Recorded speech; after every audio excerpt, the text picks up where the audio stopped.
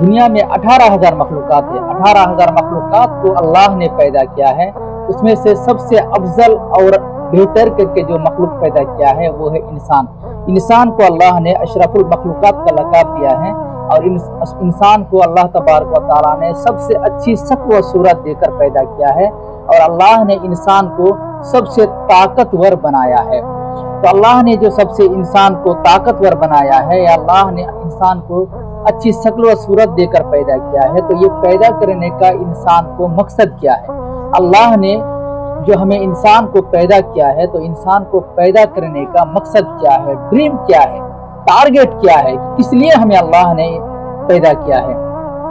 اگر ہم کوئی کام کرتے ہیں تو ہمارے دل میں کوئی نہ کوئی مقصد ہوتا ہے۔ اگر ہم کسی سے دوستی رکھتے ہیں تو بھی ہمارا کچھ نہ کچھ مقصد ہوتا ہے۔ ہم کسی سے اگر سلام کلام کرتے ہیں تو بھی ہمارا کچھ نہ کچھ مقصد ضرور ہوتا ہے۔ یہاں تک کہ ہم اگر کوئی درخت لگاتے ہیں تو بھی ہمارا کچھ نہ کچھ مقصد ضرور ہوتا ہے۔ حتیٰ کہ اگر ہم کسی کے جنازے میں جا کر شامل ہوتے ہیں تب بھی ہمارا کچھ نہ کچھ مقصد ضرور ہوتا ہے۔ تو اللہ نے جو ہمیں اتنی اچھی شکل و صورت دی ہے، اتنی اچھی خاصی باڈی دی ہے، تو اللہ نے جو ہمیں 18,000 مخلوقات میں سے چن لیا ہے، اللہ نے جو ہمیں 18,000 مخلوقات میں سے اشرف المخلوقات کر کے پیدا کیا ہے، اللہ نے جو ہمیں اتنی اچھی اچھی چیزیں ہمارے لیے کھانے کے لیے مہیا کی ہے، تو اس کے پیچھے کیا مقصد ہے اللہ کا کہ اللہ نے ہمیں اتنی اچھی خاصی زندگی دی ہے؟ تو اس کے پیچھے صرف ایک ہی مقصد ہے اللہ کا کہ اللہ نے انسان کو اس کی عبادت کے لیے پیدا کیا ہے۔ اللہ قرآن میں ارشاد فرماتا ہے کہ وما خلقت الجن والانس الا لیعبدون، کہ میں نے جن اور انسان کو صرف اپنی عبادت کے لیے پیدا کیا ہے۔ اللہ کا انسان کو پیدا کرنے کا مقصد، اللہ کا انسان کو پیدا کرنے کا ڈریم ٹارگٹ صرف یہ ہی ہے کہ وہ انسان اللہ کی عبادت کرے۔ اللہ کہتا ہے کہ وہ میری عبادت کرے، اس کے علاوہ اور کوئی مقصد نہیں ہے۔ یعنی اللہ کو چھوڑ کر، اللہ کی عبادت کو چھوڑ کر ہم چاہے جتنی بھی دنیاوی کام کرتے ہیں، دنیا کو حاصل کرنے کے لیے کرتے ہیں، یہ اللہ کا مقصد نہیں ہے، یہ انسان کا مقصد ہوتا ہے۔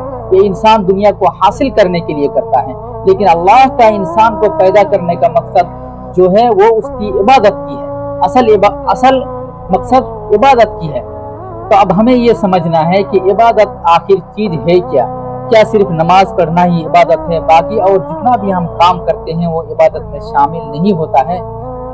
تو ہم جو بھی کام کرتے ہیں وہ ساری کے ساری عبادت میں شامل ہوگا اگر ہم اللہ کی رضا کے لیے کریں، اگر ہم رسول اللہ صلی اللہ علیہ وسلم کے سنتوں کے مطابق کریں تو ہمارا ہر کام عبادت میں شامل ہوگا۔ اگر ہم راستے سے کوئی پڑی ہوئی چیز کو جو انسان کو تکلیف دیتی ہے اگر ہم ہٹا دیں تو وہ بھی اللہ کی عبادت میں شامل ہوتا ہے۔ اگر ہم مزدوری کرتے ہیں، دن بھر مزدوری کر کے جو بھی پیسہ ہوتا ہے، جو بھی ہماری مزدوری ہوتی ہے، وہ مزدوری لا کر اگر ہم اپنے بیوی بچوں پر خرچ کرتے ہیں تو وہ بھی عبادت میں شامل ہوتا ہے۔ اگر ہم عشاء کی نماز پڑھ لیتے ہیں اور سو جاتے ہیں، جتنا وقت ہم سوئے رہتے ہیں، جتنا وقت ہم نیند میں رہتے ہیں، اور نیند سے جاگنے کے بعد پھر ہم فجر کی نماز کو پڑھتے ہیں، تو یہ جو ہم نیند میں سوئے رہیں یہ بھی اللہ کی عبادت میں شامل ہوتا ہے۔ اگر ہم کوئی بزنس کرتے ہیں یا کہیں پہ کام کرتے ہیں اور اس کمائے ہوئے پیسے سے اگر اپنے بال بچوں کو کھلاتے ہیں، اپنے ماں باپ پر خرچ کرتے ہیں، تو یہ بھی عبادت میں شامل ہوتا ہے۔ یعنی عبادت کی بہت ہی شکل و صورت ہے، عبادت کئی طریقے کے ہوتے ہیں۔ اگر آپ اللہ کے رسول کے سنتوں کے مطابق کرتے ہیں تو یہ عبادت میں شامل ہوتا ہے۔ اگر آپ دان خیرت کرتے ہیں تو یہ بھی عبادت میں شامل ہوتا ہے۔ صرف نماز پڑھنا ہی عبادت نہیں ہوتا ہے۔ اگر آپ کسی غریب یا فقیر مسکین کو ایک وقت کا کھانا دیتے ہیں یا ایک کپڑا دیتے ہیں یا کچھ پیسے دیتے ہیں تو وہ بھی آپ کا عبادت میں شامل ہوتا ہے۔ لیکن جتنی بھی عبادتیں ہیں ان ساری عبادتوں سے افضل عبادت نماز ہے۔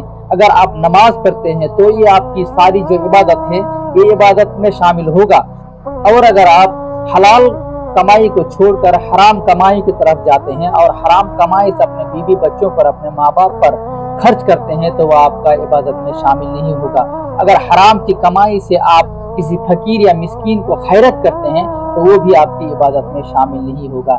یعنی کہ اگر اللہ کے رسول کے مطابق، اللہ کے حکم کے مطابق اگر آپ زندگی کو بسر کرتے ہیں، جو بھی کام آپ کرتے ہیں اگر اللہ کے رسول کے مطابق کرتے ہیں، یہاں حتیٰ کہ اگر آپ بیت الخلاء میں بھی جاتے ہیں، اگر رسول کے سنتوں کے مطابق جاتے ہیں تو آپ کی عبادت میں یہ بھی شامل ہوگا۔